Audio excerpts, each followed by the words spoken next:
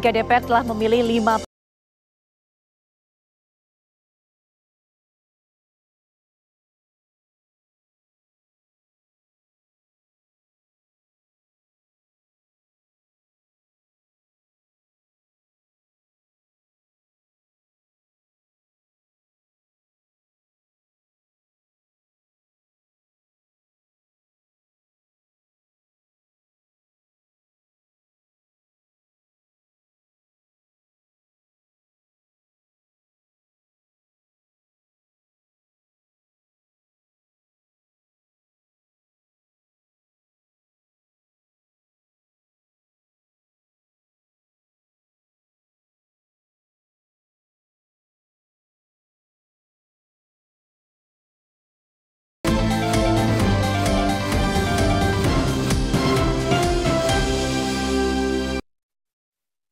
Pemirsa, sebuah mobil minibus yang dikemudikan oleh seorang pelajar sekolah menengah pertama terguling dan terperosok ke dalam kali di Jalan Mandara Permai 7, Kapuk Muara, Penjaringan, Jakarta Utara.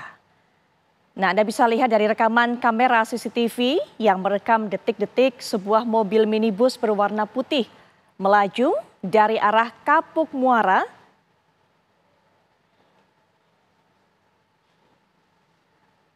menuju Pantai Indah Kapuk, Penjaringan, Jakarta Utara. Kendaraan ini melaju begitu cepat. Tiba-tiba mobil yang dikendarai seorang pelajar sekolah menengah pertama ini oleng dan terguling masuk ke dalam kali. Belum diketahui pasti penyebab dari kecelakaan ini. Beruntung pengemudi tidak mengalami luka-luka dan dapat dievakuasi oleh masyarakat sekitar.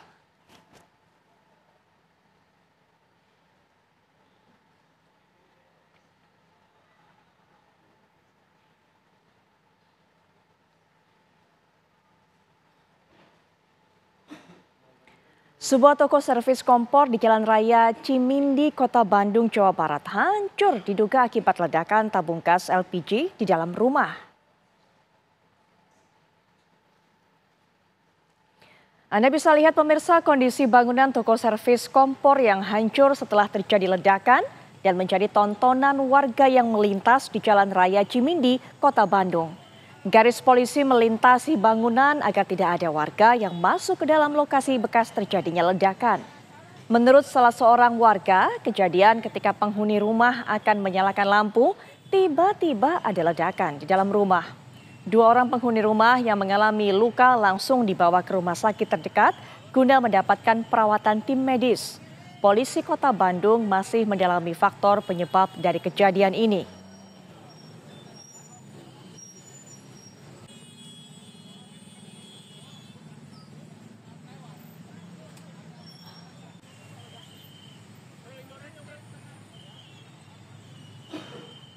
BBM jenis solar langka di wilayah Kabupaten Banyuasin, Sumatera Selatan selama sepekan terakhir. Antrian kendaraan terjadi hampir di semua SPBU di Kabupaten Banyuasin yang berada di jalur lintas timur Sumatera, khususnya di wilayah Sumatera Selatan. Salah satu SPBU yang berada di Kecamatan Soktapek juga mengalami antrian panjang padahal BBM solar kosong. Demi mendapatkan BBM jenis solar, ratusan kendaraan jenis truk dan fuso rela mengantri hingga 6 jam. Hampir setiap hari terjadi antrian truk di jalan lintas timur Sumatera hingga menyebabkan kemacetan lalu lintas. Pihak SPBU mengaku pengiriman pasokan BBM jenis solar dari Pertamina hanya 8.000 liter untuk 1 kali pengiriman.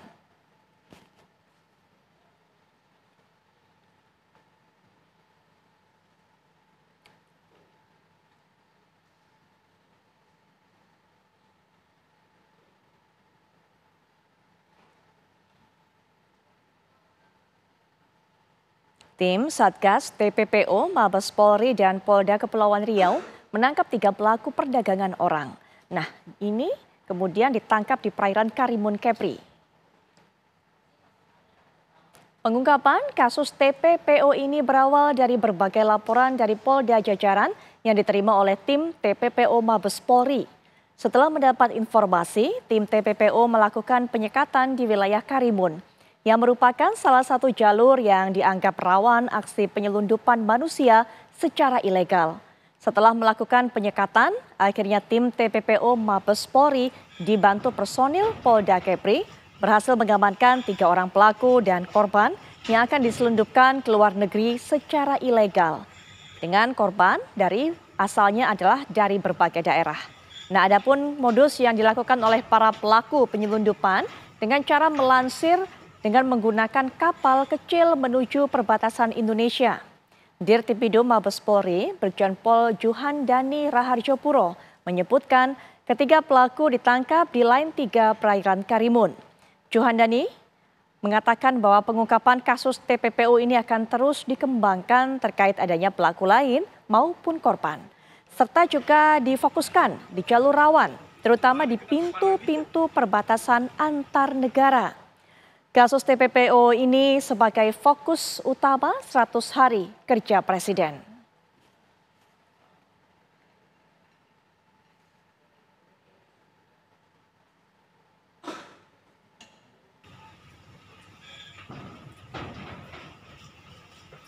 Gudang instalasi farmasi Dinas Kesehatan Kabupaten Sanggau Rabu malam ludes terbakar.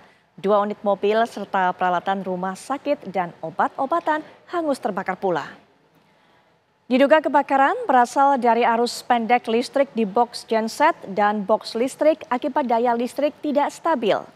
Menurut Madi, saksi mata pada saat kejadian, dirinya berada di lokasi kejadian dan mendengar ledakan dari dalam gudang. Dirinya masuk ke dalam gudang dan melihat percikan api dari box genset. Api kemudian mengenai kasa atau perban yang berada di dalam gudang dan cepat menjalar.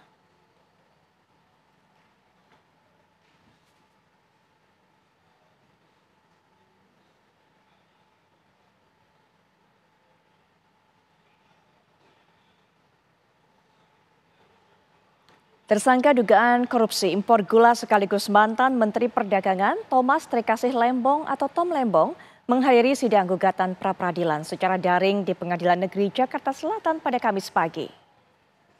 Sidang pra-peradilan beragendakan tahapan pembuktian yang menghadirkan saksi ahli dari pihak pemohon. Sebanyak 5 saksi ahli dihadirkan, salah satu saksi ahli hadir secara daring. Dalam sidang pra-peradilan, Tom Lembong membacakan kesaksian terkait pemeriksaan dalam kasusnya dan alasannya menjadi tersangka dan ditahan. Keterangan Tom Lembong disampaikan dari Rutan Salemba Cabang Kejaksaan Agung di mana ia tahan ataupun juga ditahan dan tulisan tangan keterangan Tom Lembong diserahkan kepada hakim sebagai salah satu bukti dan akan dibacakan pada sidang selanjutnya. Sebelumnya Tom Lembong mengajukan gugatan pra-peradilan setelah ditetapkan sebagai tersangka oleh Kejaksaan Agung pada 29 Oktober 2024 dalam kasus dugaan korupsi impor gula di Kementerian Perdagangan pada 2015-2016.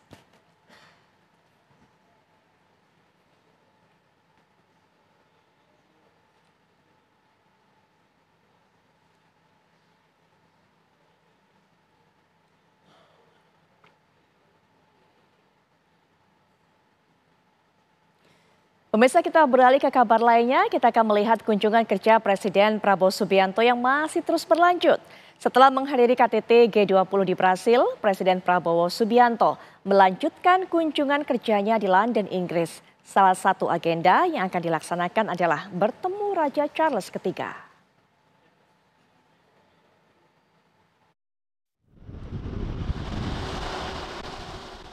Presiden Republik Indonesia Prabowo Subianto tiba di Bandara Stansted Airport London pada pukul 8.42 waktu setempat atau sekitar pukul 15.42 Rabu sore waktu Indonesia Barat. Kedatangan Prabowo ini merupakan lawatan kunjungan negara lanjutan usai menghadiri KTT G20 di Rio de Janeiro, Brasil. Setibanya di London, Prabowo Subianto disambut oleh perwakilan Kerajaan Inggris Charles Anderson, serta perwakilan khusus Menteri Luar Negeri Inggris Adele Taylor. Dubes Indonesia untuk Inggris, Desra Percaya, juga tampak hadir untuk menyambut kedatangan Presiden. Usai bertolak ke hotel tempat penginapan, Presiden Prabowo disambut langsung oleh mahasiswa dan mahasiswi Indonesia yang tergabung dalam Perhimpunan Pelajar Indonesia London. Sementara itu, cuaca di London saat ini sangat dingin, mencapai suhu -1 derajat Celcius. Presiden akan menghadiri pertemuan bersama Perdana Menteri Inggris Keir Starmer sekitar pukul 12 siang waktu setempat. Dan rencananya Presiden akan melakukan sejumlah pertemuan lainnya, di antaranya memenuhi undangan Raja Charles III hingga Wakil PM Inggris Angela Rayner. Presiden Prabowo Subianto juga diagendakan menghadiri acara CEO Roundtable Forum. Dari London, Inggris, Fahada Indi, TV One mengabarkan. Komisi 3 Dewan Perwakilan Rakyat Republik Indonesia telah menetapkan 5 pimpinan Komisi Pemberantasan Korupsi atau KPK terpilih periode 2024-2029. Setio Budianto terpilih sebagai Ketua KPK berdasarkan hasil pengambilan suara terbanyak.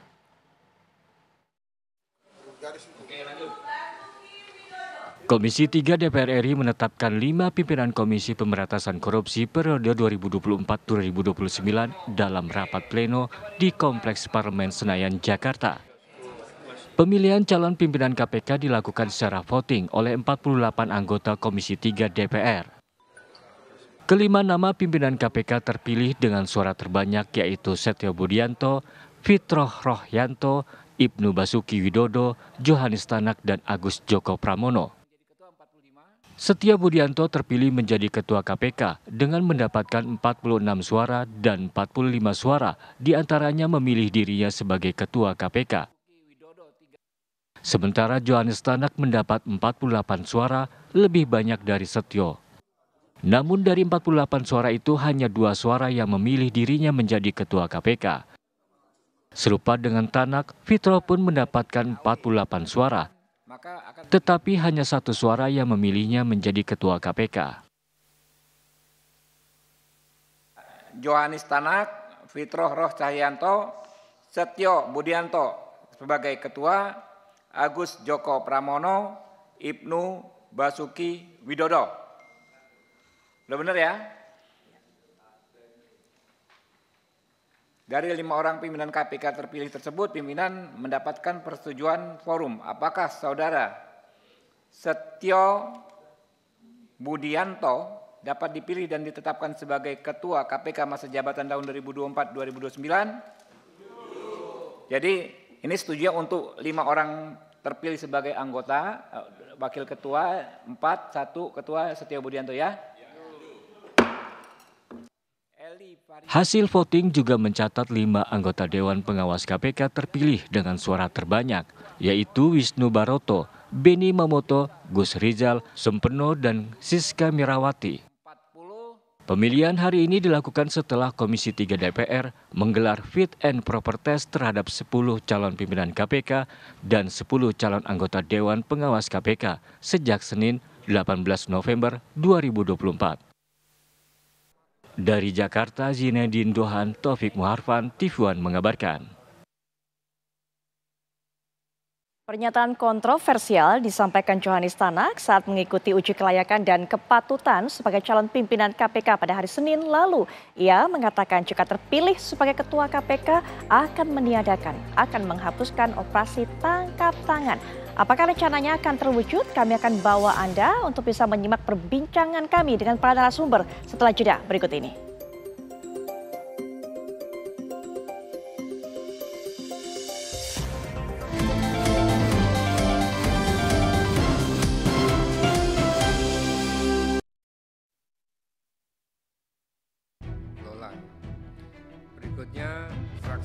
Johanis Tanak kembali terpilih menjadi pimpinan Komisi Pemberantasan Korupsi periode 2024-2029.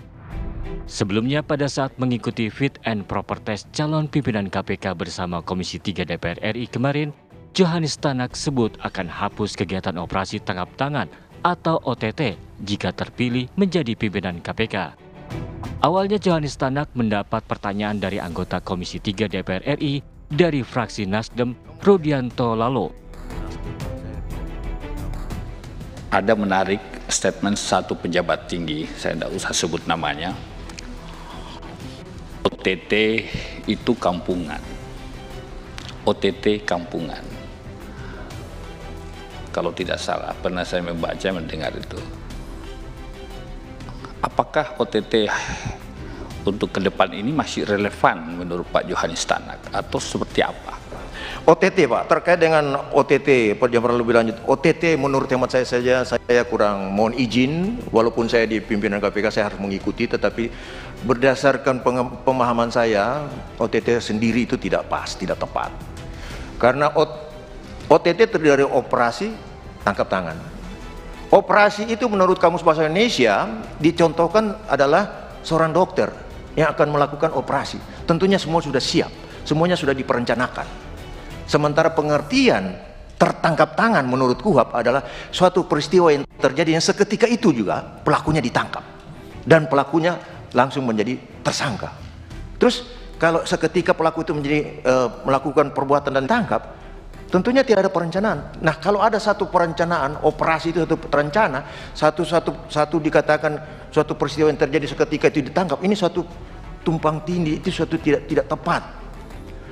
Ya, menurut hemat saya OTT itu pun tidak tepat. Dan saya sudah sampaikan pada teman-teman, saya pribadi, tapi karena lebih mayoritas mengatakan itu menjadi tradisi, ya apakah ini tradisi bisa diterapkan, ya saya juga nggak bisa juga saya menantang. Tetapi seandainya saya bisa jadi, mohon izin, jadi ketua, saya akan tutup close. Karena itu tidak sesuai dengan pengertian yang dimaksud dalam KUHP.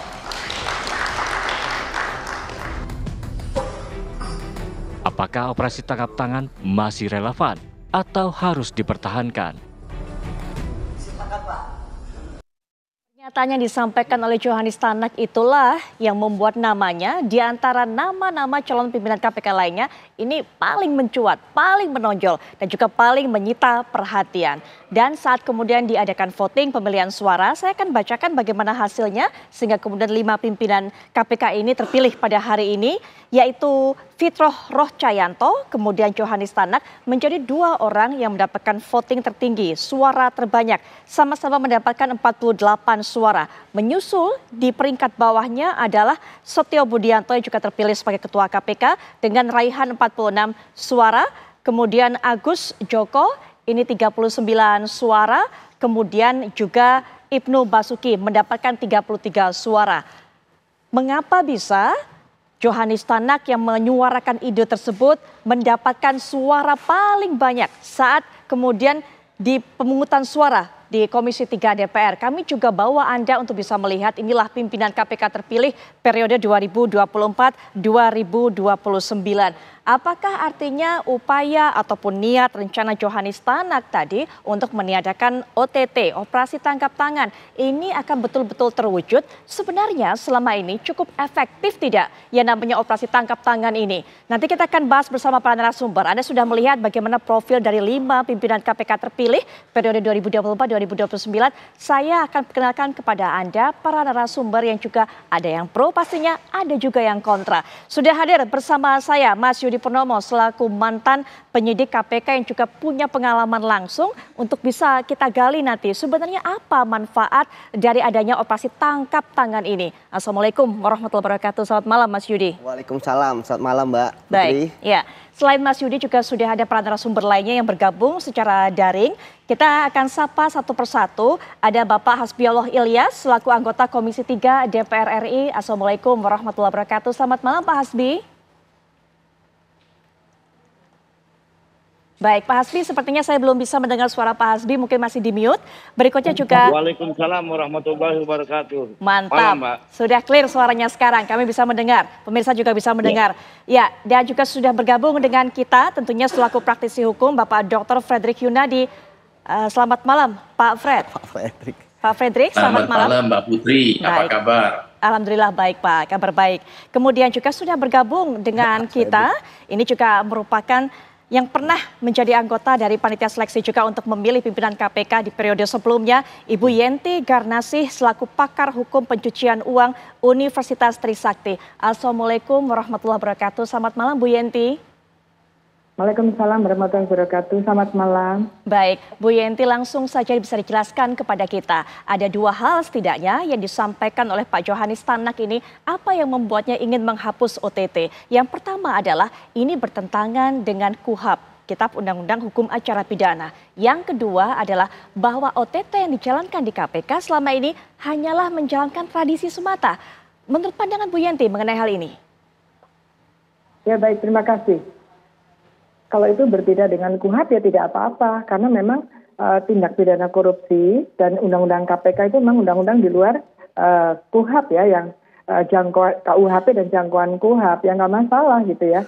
Itulah gunanya ada KPK. Kalau memang harus sama ya nggak usah ada KPK gitu, udah cukup jaksa, polisi ya, kejaksaan dan kepolisian. Jadi saya tidak setuju ya dengan pernyataan itu, karena banyak sekali acara pidana yang berbeda dengan KUHP untuk tindak pidana korupsi maupun extraordinary crimes yang lain. Misalnya di dalam tindak pidana korupsi itu kita ada in absentia proceeding, persidangan tanpa kehadiran terdakwa. Itu ya boleh, KUHP tidak ada itu ya. Kemudian berkaitan dengan tadi pernyataan operasi tangkap tangan itu direncanakan. Ya memang itulah marwahnya KPK itu di situ, karena dia ada penyadapan dan sebagainya. Dan yang kedua bahwa itu adalah tradisi, saya kira ya bukan ya, masa tradisi sih, ada aturannya kok. Aturannya, dan sepanjang yang saya tahu efek kejutnya itu bagus gitu kalau ada, karena belakangan ini kan kita darurat korupsi ya, darurat korupsi. Kalau hanya diam-diam saja rasanya kok kurang ya. Sudahlah, negara lain, misalnya negara lain tidak membutuhkan, ya sudah silakan. Tapi negara kita itu membutuhkan hal-hal seperti itu untuk pencegahannya. Jadi mencegah itu bukan saja memberikan edukasi dan sebagainya, mencegah juga termasuk ketika ada penanganan dengan cara-cara operasi tangkap tangan. Memang kalau di dalam KUHP kan tertangkap tangan, tapi ini ada operasi. Di dalam extraordinary crimes misalnya di beberapa negara itu ada yang namanya sting operation. Jadi operasi penjebakan, itu boleh ya. Bahkan narkotika ada yang namanya undercover buy, itu juga boleh gitu ya. Itu lebih parah lagi kan, penegak hukum berpura-pura sebagai pelaku. Begitu mereka menawarkan, mereka beli narkobanya, langsung ditangkap gitu, langsung tertangkap tangan. Jadi berbagai strategi penegakan hukum itu memang dikembangkan berkaitan dengan kejahatan-kejahatan yang juga semakin darurat, dan terutama kejahatan-kejahatan yang berkaitan dengan hak asasi manusia ya ini ya, karena korupsi itu sangat bertentangan atau membuat hak-hak masyarakat untuk menjadi sejahtera itu hilang. Ya. Jadi hal-hal seperti ini menurut saya betul ya, harus tetap dilaksanakan. Makanya ya alhamdulillah nggak jadi ketua gitu kan. Oke, baik. Tapi kan janjinya kalau ketua, iya. Oke, Bu Yenti mohon maaf saya potong. Jadi Bu Yenti termasuk yang kontra dengan pernyataan ataupun juga niat dari Pak Johanis Tanak ini. Tapi Bu Yenti, jika pernyataan seperti ini keluar dari seseorang yang kemarin ada dalam jabatan sebagai pimpinan KPK dan juga mengikuti lagi dan terpilih akhirnya sebagai pimpinan KPK, apakah kemudian sosok ini dinilai tidak punya keseriusan, tidak punya komitmen untuk memberantas korupsi sebenarnya? Sampai kemudian ingin ataupun juga punya niat untuk menghapus yang namanya OTT, Bu Yenti. Menurut pandangan Bu Yenti? Mungkin strategi aja ya, dalam tanda petik ya, supaya dipilih gitu. Ternyata kan benar, langsung ditepuk tanganin gitu ya. Saya jadi malu ya. Ngapain tepuk tangan segala kan? Kalau merasa bersih ya nggak usah tepuk tangan kan, ada itu. Padahal menurut saya, dan saya yakin, takut dimarahin Pak Frederick, sebagian besar itu mungkin setuju ada OTT, karena masyarakat tuh gemes ya, karena korupsi itu merajalela luar biasa gitu. Jadi itu mungkin strateginya aja dulu. Kalau dulu Pak Johanis Tanak itu malah di DPR nggak dapat suara loh dulu itu. Dulu sama sekali kan naiknya karena Pak Ibu Pintauli nggak ada gitu. Ya ini kondisinya berbeda. Jadi karena DPR-nya berbeda dan kemudian juga saya nggak ngerti maksudnya Pak Johanis Tanak kenapa mesti samakan dengan KUHP, karena ini adalah extraordinary action, itu boleh di dalam undang-undang korupsi, di dalam UNCAC ada beberapa hal yang memang tidak biasa karena memang dia juga anti tindak pidana yang luar biasa. Baik Bu Yenti, soal ini bertentangan dengan KUHP, nanti mungkin Pak Frederick bisa berikan jawaban, termasuk juga yang dikatakan tadi oleh Bu Yenti. Jangan-jangan ini hanya sekedar strategi bagi Pak Johanis Tanak untuk bisa mendapatkan suara, dan ternyata benar. Apakah ini artinya Pak Hasbi, orang-orang di DPR ini tidak mau adanya OTT? Kenapa kemudian? Apalagi sampai kita dengarkan bertepuk tangan kencang semuanya. Nanti Pak Hasbi silakan berikan tanggapan, Pak Frederick juga, Mas Yudi juga. Tapi setelah jeda berikut berikut ini kami sudah kembali. Kita kembali lanjutkan perbincangan Pak Hasbi. Sebelum jeda, Bu Yenti sudah mengatakan tadi, ini sih sebenarnya mungkin hanya sekedar strategi saja dari Pak Johanis Tanak mengatakan akan menghapus OTT agar terpilih. Dan ternyata benar terpilih, bahkan mendapatkan suara terbanyak. Tapi ada juga tadi yang dikatakan oleh Bu Yenti membuat sedih, membuat ironis saat kemudian mengatakan akan menghapus OTT, itu anggota Komisi 3 semuanya bertepuk tangan dengan cukup keras, cukup kencang begitu, cukup kompak juga. Memangnya nggak mau dengan adanya OTT begitu Pak Hasbi?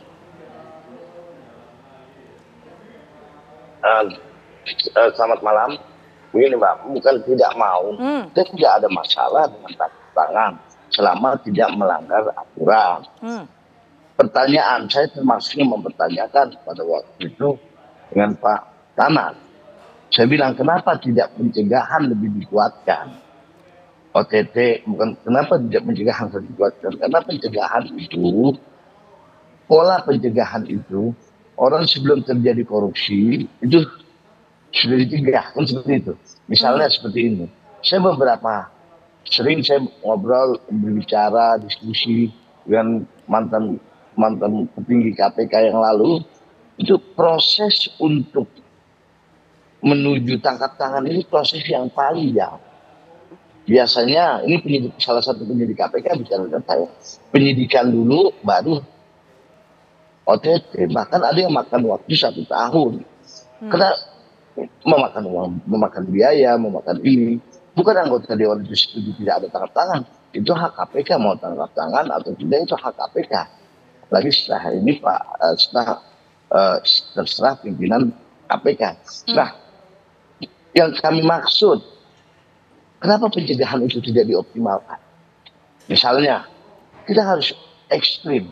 Korupsi ini dibentuknya KPK itu pada waktu itu karena korupsi merajalela. Maka dibentuk untuk membantu kepolisian dan kejaksaan yang dibentuknya namanya KPK. Nah, setelah KPK dibentuk, kita ingin menghilangkan korupsi tidak ada di Indonesia. Harus ekstrim. Ekstrimnya bagaimana? Misalnya ada seorang yang pejabat atau gubernur atau wali kota atau bupati apalah, pejabat negara yang terindikasi korupsi. KPK punya alat yang sangat canggih. Kenapa KPK tidak melakukan telepon? Tidak menunggu sampai dia melakukan korupsi. Telepon, hai Anda sebagai pejabat yang melakukan hal-hal yang tidak bagus. Kalau Anda melakukan yang tidak bagus, merugikan uang negara, saya tangkap Anda. Dengan sendirinya itu berhenti. Bahkan uang negara itu belum hilang. Biasanya kan tangkap tangan itu sudah terjadi beberapa kali dan sudah diambil uang negara itu sudah berkurang. Gitu. Baik. Mohon maaf saya potong Pak Hasbi. Ya. Mohon maaf saya mungkin potong, tapi jika memang itu terjadi yang diharapkan oleh Pak Hasbi dan juga rekan-rekan di Komisi 3, bentuk pencegahannya seperti itu, KPK kemudian menelpon pejabat yang bersangkutan yang dinilai melakukan korupsi. Nah, dari mana kemudian mendapatkan informasi ataupun juga mengantongi bukti-bukti begitu? Dan apakah hanya menelpon seperti itu akan membuat pejabat tersebut mengurungkan niatnya? Pak Hasbi, silakan. Saya yakin akan mengurungkan niat. Kalau Mbak bertanya kepada saya tadi bilang bahwa dari mana tahu, intinya KPK itu tahu tangkap tangan dan proses untuk tangkap tangan itu panjang. Dan saya yakin siapapun pejabatnya, kalau dia masih punya hati nurani disampaikan, diingatkan, jangan sampai berbuat seperti itu. Insya Allah tidak akan berbuat seperti itu. Tidak akan merugikan uang negara. Yang kita pahami, yang saya pahami pada waktu itu dalam rapat Komisi 3, jangan sampai sudah kejadian, uang negara sudah hilang, baru tangkap. Karena ada tidak antisipasi sebelum ini. Jangan sampai uang negara ini bocor. Itu lumayan. Baik, jadi OTT menurut Pak Hasbi adalah bukan cara yang efektif untuk memberantas korupsi dan juga membuat uang negara tidak hilang. Nanti Pak Hasbi, nanti Mas Yudi bisa berikan tanggapan. Tapi saya juga ingin dengarkan Pak. Maksud saya seperti ini. Tidak ada masalah OTT. Kita tidak bukan mengatakan OTT tidak boleh. Itu KPK, harus pimpinan KPK mengadakan OTT atau tidak. Tergantung pimpinan KPK. Yang penting berjalan dengan prosedur hukum. Bukan KPK ini, bukan tangkap tangan ini pesanan. Kan sangat ironis, Mbak. Misalnya ada salah satu dulu petinggi partai lah mau mendekati pemilu, ditangkap gara-gara uang 50 juta. Oke. Maksud saya KPK itu pengen di Komisi 3 itu yang besar-besar loh. Jangan yang kecil-kecil, dan pencegahan itu lebih dioptimalkan. Baik, Pak Hasbi, melihat dari OTT yang terjadi selama ini, apakah memang seperti yang Pak Hasbi katakan tadi, Pak Hasbi melihat ada dugaan besar ke arah sana, yaitu adalah tidak sesuai dengan hukum, kemudian juga relatif ini adalah karena faktor pesanan. Seperti itu Pak, mayoritas OTT yang ada? Ya enggak, ini yang kita dapati suara-suara di masyarakat. Baik Pak Hasbi. Yang kita ingin menginginkan, yang KPK inginkan kan seperti ini, bersih korupsi. Baik. Makanya pencegahannya itu harus lebih optimal. Ya. Itu saya lebih mengutamakan untuk pencegahan ya Pak. Ya, baik. Kami dapatkan pencegahan. Pak. Ya. Tidak ada masalah kalau bukan berarti Komisi 3 itu tidak setuju tangkap tangan. Setuju. Itu hak KPK. Baik, kami dapatkan pesan dari Pak Hasbi, setuju dengan OTT, apalagi itu merupakan hak dari pimpinan KPK, begitu ya Pak, tapi akan lebih baik jika diutamakan di faktor pencegahan.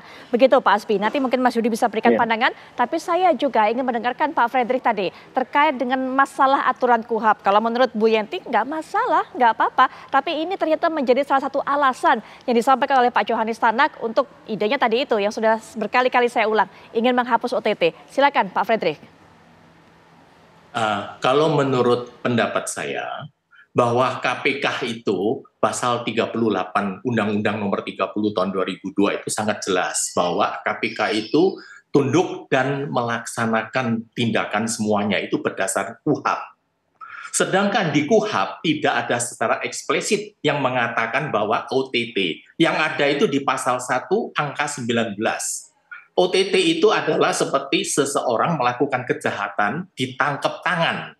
Kedua, setelah ditangkap tangan itu bisa dalam tenggang waktu yang dekat, dia bisa melakukan suatu penangkapan atau operasi untuk melakukan penangkapan. Ketiga juga yang sudah diteriakin sama masyarakat, misalkan maling, rampok itu bisa ditangkap OTT. Namun dalam hal ini saya melihat apa yang dilakukan oleh operasi OTT yang dilakukan oleh KPK kan selalu beralasan itu adalah OTT. Saya mendapatkan beberapa bahan yang dimana itu ada seseorang hakim, dia didatengin kos-kosannya, ditangkap katanya OTT. Padahal dia tidak ada yang memberi atau tidak ada suatu tindak pidana yang terjadi pada saat melakukan penangkapan. Jadi menurut saya, sebagaimana yang Bu Yeti tadi yang mengatakan bahwa KPK itu adalah extraordinary crime, betul Pak. Tetapi saya hanya ingatkan satu Pak, extraordinary crime tidak berarti boleh menabrak hukum. Hukum acara di Indonesia itu kan hanya satu, KUHP. Sampai hari ini belum ada perubahan. Sehingga janganlah menabrak hukum.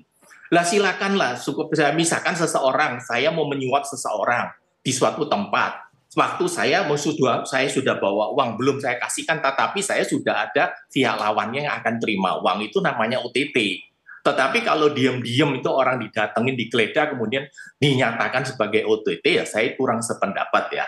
Baik. Jadi saya dalam hal ini ya, apapun yang terjadi, suatu kejahatan khusus luar biasa tidak berarti boleh menabrak hukum. Ya. Karena kita ada namanya hak asasi manusia. Baik. Tidak semata-mata semua orang itu bisa ditabrak, kemudian dalam hal ini dinyatakan bahwa dia itu salah.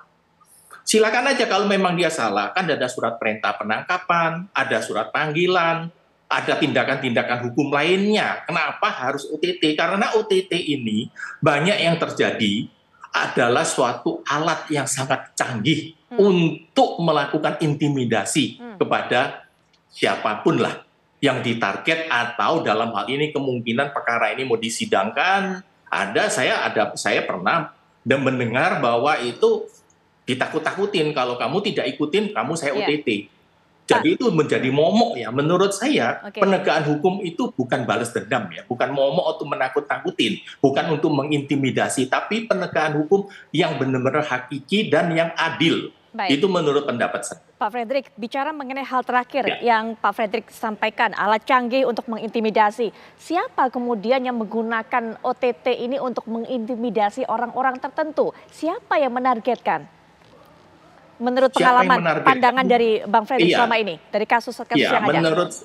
Menurut saya kan, saya ada mengetahui berapa itu, seperti contoh ya, hakim itu belum-belumnya itu sudah di warning bahwa Anda ada dosa ini. Kalau Anda tidak mengikutin, kita langsung OTT. Kan begitu. Yang jelas ya, apa artinya OTT, operasi tangkap tangan, itu undang-undang di Indonesia, terutama KUHP itu tidak ada spesifik yang mengatakan itu OTT. Yang ada itu adalah di pasal 1 angka 19, yang hanya mengatakan, dinyatakan operasi tangkap tangan itu adalah misalkan ketika melakukan kejahatan. Bukan dalam hal ini kemudian dia ada bukti, kalau ada bukti silakan penangkapan, bukan namanya OTT. Saya sama sekali tidak bertentangan atau tidak setuju dengan penangkapan. Silakan, kalau dua alat bukti yang cukup silakan ditangkap. Tapi jangan dalam hal ini dengan mengatakan OTT. Saya sangat sependapat dengan apa yang dikatakan oleh Pak Jonat ya, bahwa OTT itu sebaiknya itu ditiadakan. Karena itu bertentangan dengan KUHP. Oke, baik. Kalau tidak bertentangan dengan KUHP, silakan aja. Mau di OTT setiap detik, setiap menit, silakan aja. Oke, Pak Fred, mungkin saya tahan dulu sampai di situ. Nanti mengenai pernyataan Pak Fred atau pandangan Pak Fred, silakan Bu Yanti tanggapi. Tapi sepertinya Pak Hasbi juga waktunya sangat terbatas untuk bergabung dalam perbincangan kita. Silakan Pak Hasbi, mungkin ada pernyataan penutup sebelum meninggalkan perbincangan ini. Silakan Pak Hasbi, kami berikan waktu.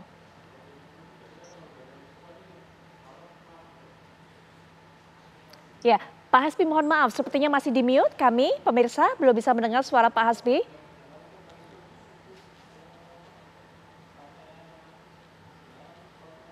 Ya, sudah dinyalakan Pak, silakan.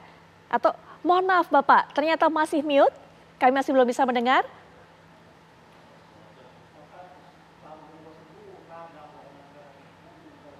Ya, Pak Hasbi masih tergabung dengan kami. Bisa mendengar suara kami tidak bisa mendengar suara Pak Hasbi, mohon maaf. Ya, sepertinya masih ada kendala komunikasi kami dengan Pak Hasbi. Ya, Pak Hasbi, nanti kami akan ke Pak Hasbi kembali. Nanti untuk bisa memberikan waktu buat Pak Hasbi, mungkin masih ada kendala komunikasi. Tapi mungkin Mas Yudi terlebih dahulu. Ya. Saya ingin Mas Yudi berikan tanggapan terhadap apa yang disampaikan oleh Pak Hasbi dari tadi. Kenapa sih bukan pencegahan yang diutamakan? Kemudian juga proses untuk menuju OTT ini kan panjang, habis biaya, uang negara juga sudah terlanjur hilang mengenai ini. Artinya ini juga bukan strategi yang paling tepat untuk kemudian memberantas korupsi. Seperti apa sebenarnya pandangan Mas Yudi, termasuk juga sebagai salah seorang mantan penyidik KPK yang juga melakukan hal itu, OTT tersebut? Ya, jadi ketika kita bicara pemberantasan korupsi, tentu kita bicara dua hal, pencegahan dan penindakan. Yang satu kesatuan yang tidak terpisahkan. Kalau kita bicara mengenai pencegahan, itu sebenarnya sudah dilakukan oleh KPK.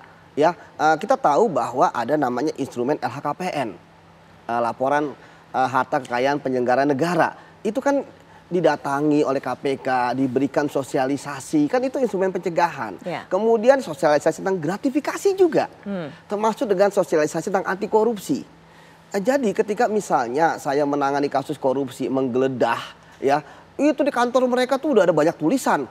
Ini adalah kantor bebas korupsi, ya kan? Ini anti suap, anti pungli, tapi tetap korup juga. Sebenarnya pencegahan itu sudah dilakukan lah oleh KPK. Namun kan ini kita bicara tentang korupsi.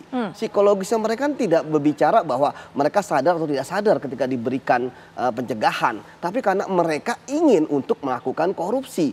Kita tahu bahwa perilaku korupsi itu kan bukan karena sekedar kebutuhan hidup, ya, tetapi karena gaya hidup kemudian dicampur dengan rakus, greed, di mana dia sebagai seorang pejabat punya niat dan punya kesempatan, yang kemudian menjadi diskresi, menjadi satu yang akhirnya kemudian terjadi suap seperti itu Mbak, ataupun terjadi korupsi. Jadi kalau kita bicara mengenai operasi tangkap tangan, ini kan dari dulu memang sudah kontroversi ya, OTT ada yang pro, ada yang kontra, gitu kan, karena menurut saya ya itulah pandangan gitu. Nah tapi kembali lagi, bagaimana sebenarnya prosedur OTT? OTT kan sebenarnya hanyalah istilah ya dari tertangkap tangan, kemudian kita masyarakat berkata bahwa itu operasi tangkap tangan gitu kan. Padahal sebenarnya kan ini adalah proses tertangkap tangan. Kita tahu membongkar kasus korupsi kan ada dua hal yang terjadi. Pertama melalui penyelidikan terbuka dulu ya terhadap kasus yang sudah terjadi ya hari yang lalu, tahun yang lalu gitu kan. Atau kemudian yang kedua ya itu mengungkap kasus korupsi yang pada saat itu terjadi. Jadi kalau misalnya OTT ini kemudian dihapuskan atau dihilangkan dari KPK, tentu KPK akan pincang. Sekarang aja KPK lemah, ya kan? Jadi mau dilemahkan seperti apa KPK? Kehilangan marwahnya kalau OTT dihilangkan? Bukan hanya kehilangan marwahnya, gitu kan? Akan kehilangan arah dalam pemberantasan korupsi. Kita tahu bahwa sekarang pun OTT-nya setahun ini mungkin hanya 2 atau 3 gitu kan? Semakin tahun semakin berkurang. Semakin tahun semakin berkurang. Itu dengan kondisi KPK bisa melakukan OTT gitu. Tapi kalau misalnya dihilangkan, ya itu saya juga nggak akan terkejut ketika kemudian ya besoknya nanti apalagi yang dihilangkan. Jangan-jangan besok nanti KPK hanya pencegahan aja. Ingat loh bahwa penindakan itu adalah salah satu instrumen yang efektif untuk pencegahan. Kalau hanya pencegahan saja tindakan seperti itu, apalagi tadi Pak Hasbi mengatakan kalau memang sudah tahu dapat informasi ditelepon pejabatnya begitu untuk kemudian membuat menegur pejabat tersebut agar kemudian tidak mengambil uang, itu tidak efektif? Tidak efektif. Kenapa? Karena dia akan mencari cara lain, strategi lain untuk mendapatkan uang hasil korupsi tersebut. Baik, Mas Yudi mohon maaf saya tahan, nanti kita akan lanjutkan. Nah saya coba hubungi kembali Pak Hasbi, apakah sudah terhubung dengan kita lagi? Baik, sepertinya masih ada kendala kami dengan Pak Hasbi. Pak Hasbi tadi sudah mengatakan bahwa waktunya juga terbatas untuk terlibat perbincangan ini, tapi kami setelah jeda akan coba hubungi lagi apakah Pak Hasbi masih memiliki waktu untuk memberikan pandangannya. Nanti silakan Mas Yudi diberikan tanggapan, termasuk melanjutkan yang tadi, apakah jika pencegahan saja itu betul-betul efektif, termasuk juga ada saran masukan dari Pak Hasbi tadi. Nah bagaimana dengan pandangan Pak Fred sudah mengatakan bahwa yang namanya OTT adalah alat canggih untuk mengintimidasi. Nanti Bu Yanti juga bisa berikan pandangan Ibu, bagaimana kemudian yang namanya korupsi memang extraordinary crime, tapi harus taat turut serta dalam hukum yang berlaku di tanah air. Kita akan jeda dulu, nanti isu-isu yang sempat saya sampaikan tadi akan menjadi pembahasan di segmen berikutnya, sesaat lagi. Kita akan langsung saja kembali melanjutkan perbincangan. Tadi saya sempat hentikan atau potong interupsi apa yang dinyatakan oleh Mas Yudi bahwa memang pencegahan saja, pencegahan murni tidak efektif karena harus ada penindakan yang masuk juga di sana. Silakan dilanjutkan. Ya, jadi kenapa sih harus ada penindakan? Karena kita tahu apalagi dengan OTT ya, korupsi itu kan karakteristiknya, simptomnya adalah dia kejahatan tersembunyi, hanya diketahui oleh sedikit orang. Ya, kemudian komando dari atas. Ya, ada atasannya. Kemudian yang ketiga dia mempunyai kode-kode, dia mempunyai sandi-sandi, dia mempunyai komunikasi jalur yang terbatas dan dia melibatkan uang yang banyak. Saya setuju misalnya ketika OTT itu ya itu yang besar dan kecil, menurut saya bukan di situ esensinya. Terkadang OTT kita hanya mendapatkan 300-400 juta. Saya pengalaman saya ya seorang bupati itu hanya 200 juta. Tetapi dari 200 juta itu berubah menjadi 300 M ketika pengembangan. Kemudian juga ada hanya daerah, hanya kepala daerah. Tiba-tiba ternyata begitu berkembang kasus ya sampai ke tingkat nasional. Jadi memang ini yang ditakutin bahwa OTT itu bisa kemana-mana.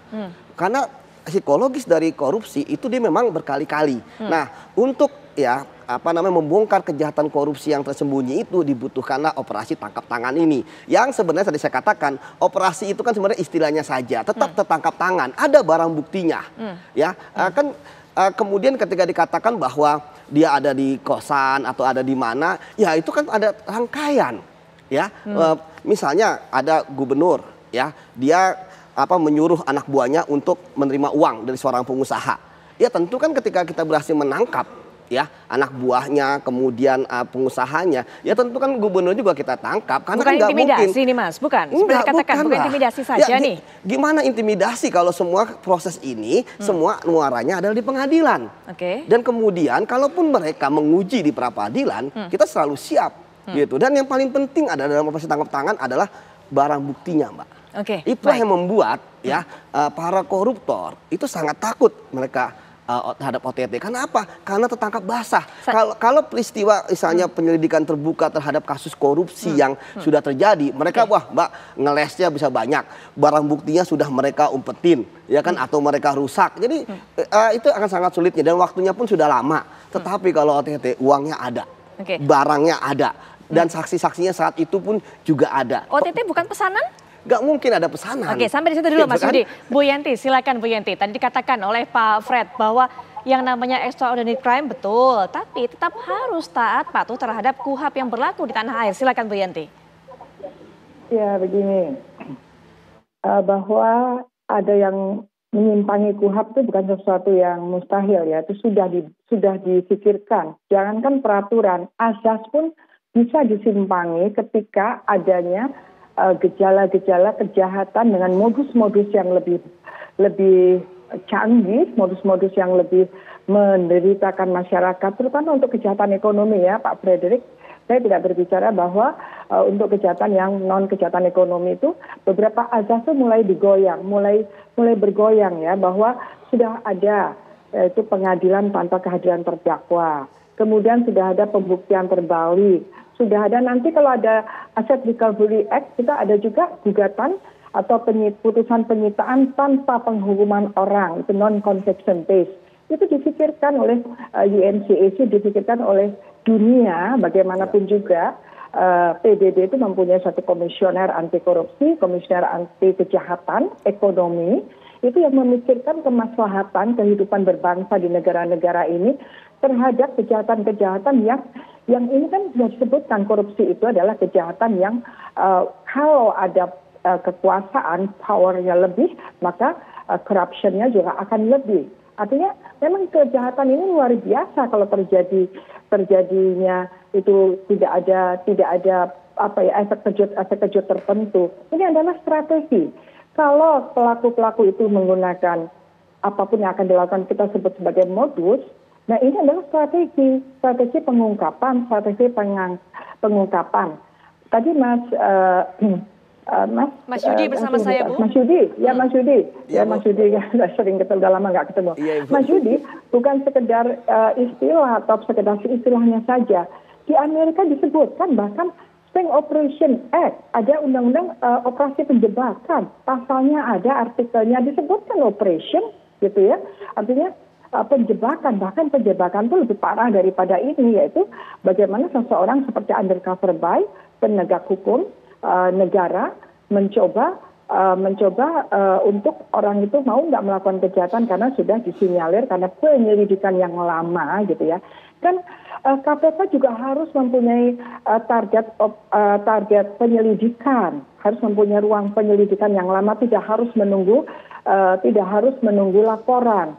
KPK penyidik itu juga bisa menetapkan sebagai tersangka tanpa ada laporan, yaitu bahwa dia menemukan sendiri. Nah dalam rangka ini, tolong dibedakan juga dengan tahapan pencegahan. Tadi dikatakan Mas Yudi, pencegahan dan pemberantasan satu paket di dalam pemberantasan korupsi, dan itu sudah ada, dan ini bukan dalam taraf pencegahan, ini memang operasi tangkap tangan ini adalah bagian dari penindakan, yaitu strategi penindakan dengan cara seperti itu, karena sudah dilakukan pencegahan ini kan bukan terhadap anak kecil yang mau nyebrang, awas jangan nyebrang, ya nggak begitu juga kan. Jadi yang nggak bisa kita mengawasi terus sampai dengan makanya kita ada penyadapan, yang tidak ada kalanya, apalagi di dalam TPPU tidak penyitaan aja minta penyitaan, dan ini tidak ada pengadilan, izin pengadilan, artinya berkembang strategi-strategi bagaimana upaya untuk mencegah, menjerahkan.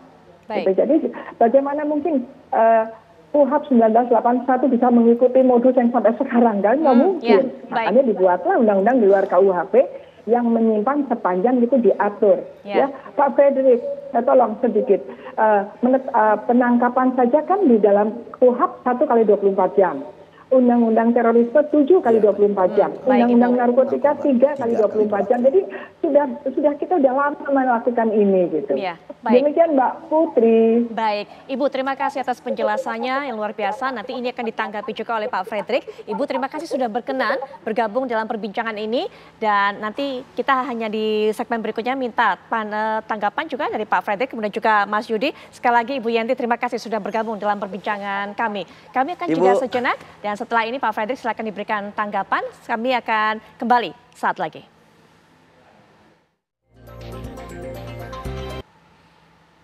Pemirsa, Kita lihat operasi tangkap tangan yang pernah dilakukan oleh KPK 11 Januari 2024, Bupati Labuhan Batu, Erik Atrada Ritonga, yaitu kasus suap proyek pengadaan barang dan jasa diduga menerima hasil suap hingga 1,7 miliar.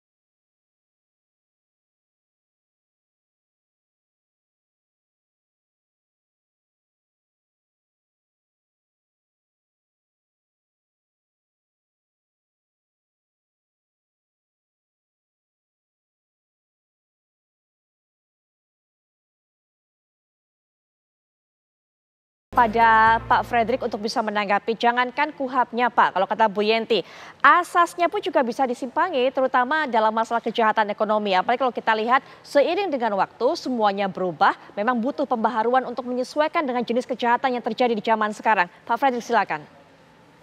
Ya, kalau saya sangat tidak sependapat ya.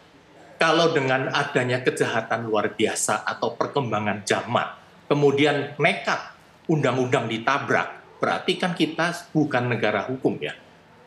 Kita jangan menciptakan hukum di luar hukum yang berlaku. Kita ini Eropa kontinental, berdasarkan hukum positif, berdasarkan undang-undang yang jadi. Jadi kalau misalkan, seperti tadi Bu Yenti bilang, ada yang dari narkoba, penahanannya, ada teroris bisa 7 kali 24 jam. Bikin aja peraturan mau tidak tahan seumur hidup pun, saya sangat dukung, saya tidak keberatan, asal namanya hukum acaranya itu betul-betul harus direvisi, diperbaiki. Jangan sampai nanti adik-adik kelas yang sekarang belajar hukum itu jadi rincu, jadi bingung kan? Hukum itu yang diikutin yang mana? Ada yang katakan hakim boleh menciptakan undang-undang, meniadakan daripada DPR. Itu kan aneh. Silakan aja kalau ada suatu usulan perbaikan undang-undang, silakan lakukan. Tapi tidak semata-mata dalam hal ini mengatakan undang-undang itu boleh ditabrak. Ya saya sangat tidak sependapat kan. Yang namanya korupsi itu adalah extraordinary crime itu kan hanya Indonesia. Malaysia itu menganggap memang suatu kejahatan berat. Tapi yang terang-terangan mengatakan bahwa korupsi itu extraordinary crime kan hanya Indonesia. Bahwa korupsi itu kan terjadi di seluruh dunia, bukan hanya Indonesia ya. Jadi dalam hal ini yang menurut saya yang seperti pencegahan dengan pada penindakan itu memang bersamaan, betul. Tetapi kan sekarang kan pemerintah menginginkan pencegahan itu diutamakan. Seperti contoh, kita memberikan pendidikan pada generasi-generasi anak-anak TK, SD, SMP. Kalau orang tuanya itu korupsi atau menggunakan uang yang tidak benar, yang haram, itu anaknya itu malu. Tidak ingin lagi kalau perlu minta perlindungan pemerintah bahwa saya tidak mau bersama dengan orang tua saya. Seperti di Singapura kan didiknya begitu keras kan. Dari kecil sudah dididik tahu bahwa kalau menggunakan uang haram itu malu. Kalau di sini kan enggak, anak-anak itu banyak yang ini, Pak, si sebelah ini kok bisa beli mobil baru kok kita mobilnya bobrok atau kita pakai motor. Itu kan akibatnya memaksa secara tidak langsung orang tua untuk korupsi. Pencegahan itu hanya bukan semata-mata itu ditulis bahwa di sini bersih, di sini seperti Pak Yudi tadi bilang di sini tetap korupsi. Nah, korupsi memang ada di mana-mana, Pak. Selama dunia belum kiamat ya korupsi pasti ada, Pak. Tapi bagaimana kita mencegah supaya itu menjadi minimum. Coba tunjukkan saya di dunia mana yang nggak ada korupsi. Amerika, Eropa, semua banyak. Bohong itu kalau bilang nggak ada. Selama dunia itu belum kiamat tidak mungkin bisa menghapus korupsi. Tetapi kita bisa meminimais. Itu saya sangat setuju. Tetapi janganlah dalam hal ini itu ditabrak. Seperti contoh kan, kalau memang ketangkep tangan yang beri dan yang terima itu dua-duanya ketangkep tangan, itu sangat layak dan saya sangat setuju untuk ditangkap. Tetapi kalau hanya datang ke rumahnya, loh ini kok ada duit 20 juta, ini kamu korupsi. Lah kalau orang kan bisa aja nyimbang uang di rumah, apa dia itu salah? Ya buktikan dulu dong 20 juta dari mana. Jadi itu kan menjadi momok ya. Jadi orang-orang itu jadi ketakutan.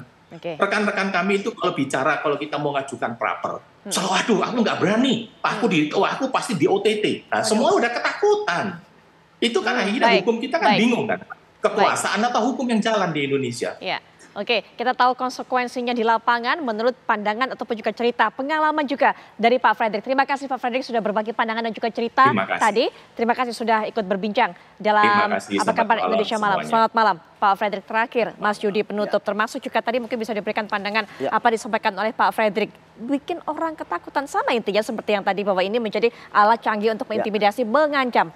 Mas Yudi. Ya, kalau menurut saya, kalau bersih kenapa risih? Kalau nggak korupsi, kenapa takut, gitu kan? Karena dari pengalaman saya ketika melakukan OTT, nggak ada tuh OTT, ada uang megang 300 juta langsung kita tangkap gitu kan, tanpa tahu musababnya. Yang disampaikan Pak Fredrik tadi tidak mungkin terjadi? Tidak mungkin terjadi, ada orang punya 30 juta. Uang kan bukan benda haram gitu kan, atau benda yang terlarang gitu ya. Tetapi uang itu tentu bagaimana bisa ada di dia, itu yang kita tahu, bahwa misalnya dia ada uang 500 juta atau 1 M, kita ketahui itu terkait dengan suap, terkait dengan proyek jalan. Pasti ada di situ gitu kan, karena kita bicara mengenai setangkap tangan kan pasti biasanya adalah suap menyuap ya, bahwa di situ ada kewenangannya ya, kemudian dia melakukan kesalahan. Itu yang pertama. Kemudian kedua, dia tertarik juga bahwa KPK itu kan bukan KUHAP murni yang harus diikuti oleh mereka. KPK itu lembaga leg spesialis. Mereka aturan hukum acaranya ada di Undang-Undang KPK. Kalau di Undang-Undang KPK nggak ada, ya baru pakai Undang-Undang Tipikor. Nggak ada pun baru ke KUHAP. Sudah jelas kok rumusannya. Bahwa memang itulah makanya kenapa KPK disebut sebagai lembaga extraordinary crime. Jadi mereka khusus, nggak harus ada di KUHAP, misalnya kayak menyadap dan merekam pembicaraan, itu kan adanya di Undang-Undang KPK. Jadi sekali lagi Mbak, bahwa memang apapun yang terjadi dalam kontroversi OTT KPK, tetap OTT adalah jalan terbaik untuk bisa menangkap para koruptor yang melakukan kejahatan korupsi secara tersembunyi. Baik, semoga hal ini juga akan dipertimbangkan secara matang, secara bijak, dipikirkan dalam-dalam oleh 5 pemimpin yang tadi kita sudah sampaikan terpilih sebagai pimpinan KPK 2024 sampai 2029. Pertanyaannya adalah, apakah kita bisa yakin, bisa percaya bahwa para pimpinan KPK terpilih ini akan solid dan juga akan komit dalam memberantas korupsi? Hanya waktu yang bisa menjawabnya. Mas Yudi, terima kasih sudah terlibat dalam perbincangan ini. Seperti yang sudah saya sampaikan, semoga ini bisa dipikirkan betul oleh pimpinan KPK yang saat ini sedang menjabat. Nanti kita akan lanjutkan dengan rangkaian kabar menarik lainnya, tapi setelah jeda berikut ini. Pemirsa, seorang pemuda di Musi, Banyuasin, Sumatera Selatan tewas ditembak saat akan melakukan pembayaran tagihan listrik. Untuk mengetahui kondisi terkini sudah bergabung dengan kami, yaitu rekan kami Puja Kusuma yang berada di lokasi. Silakan Puja Kusuma, laporannya. Ya, hari ini sekitar pukul 8 pagi seorang pemuda bernama Angga tewas ditembak. Diduga ini pelakunya adalah teman korban sendiri atau teman dekat korban yang tak jauh dari tempat tinggal korban. Angga ditembak di bagian kening atau bagian kepalanya saat akan melakukan pembayaran listrik atau pembayaran bulanan listrik di loket PLN di Kota Sekayu di Kabupaten Musi, Banyuasin. Ya, demikian Putri Viola. Ya, Puja, apa yang membuat polisi ini kemudian menduga bahwa pelaku dari penembakan ini adalah rekan dari korban sendiri? Ya, saat ini pihak kepolisian Polres Musi Banyuasin bersama tim gabungan Polsek Sekayu tengah melakukan penyidikan terhadap pelaku yang diduga ini adalah teman korban. Karena menurut keterangan dari beberapa keluarga korban bahwa korban ini pernah berselisih paham dengan pelaku. Sehingga diduga korban yang akan melakukan pembayaran rekening listrik atau pembayaran listrik bulanan listrik ini sudah dipuntuti oleh pelaku. Pelaku tewas di tempat dan bersimbah darah. Saat ini polisi tengah melakukan pengejaran terhadap pelaku pembunuhan ini, Putri Viola. Baik, Puja Kusuma, terima kasih sudah memberikan kami informasi terbaru mengenai perkembangan kasus ini. Kami akan terus tunggu bagaimana upaya yang dilakukan oleh pihak kepolisian untuk bisa menangkap pelaku. Selamat malam, selamat bertugas kembali. Ya, laporan dari rekan kami tadi sekaligus juga menutup jumpa kita di Apa Kabar Indonesia Malam kali ini. Sesaat lagi Anda bisa menyaksikan dua sisi akan menyoroti bagaimana peluang tim nasional kita setelah kemarin berhasil mengalahkan Arab Saudi. Kami akan kembali lagi esok di jam yang sama, jangan sampai dilewatkan. Saya Putri.